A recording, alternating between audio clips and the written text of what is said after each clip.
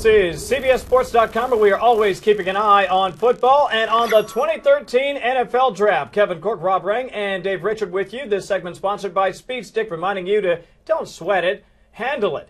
Time to look back at the 2013 NFL Draft. It's in the books, but that means there are still some top-flight players that are available, undrafted, as we take a look at the best available undrafted top free agents. And, Dave, there's a quarterback on top of that list that I still think has talent. Yeah, Tyler Bray is who you're thinking of. And there's actually two quarterbacks on this list that I think deserve a place in the National Football League, Bray and Matt Scott from Arizona. Both of them didn't have a great completion percentage their senior year. They're right around 60%.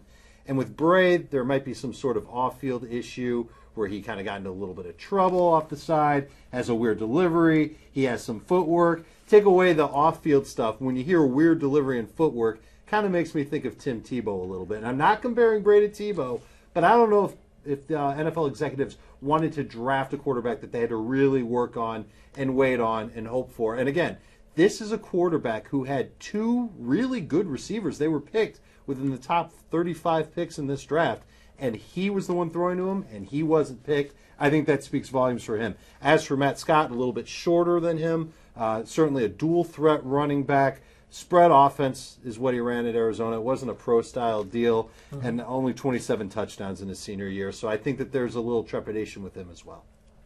Well, I look at the diamonds in the rough that are still available here, and I look at one of Tyler Bray's former targets, and Derek Rogers, who had led the SEC as a sophomore while at Tennessee, but multiple off-field concerns pushed him to Tennessee State, and he was very productive there, and he was absolutely dominant at the combine. So I look at him, 6'3", 217 pounds, 4.50 seconds in the 40-yard dash. He's a dynamic player that could make a team and perhaps even develop into a starting caliber receiver at the NFL level. But teams, of course, have to be convinced that he has the character that you want as an NFL player. And the other player who I think is interesting is the Stanford outside linebacker Chase Thomas. This is a guy who is a 3-4 rush linebacker. We've seen so many clubs move to the 3-4 defense in the NFL. Chase Thomas has the experience to be productive in that. He uses his hands well. He locates the football. He pursues with passion. I think that he's another guy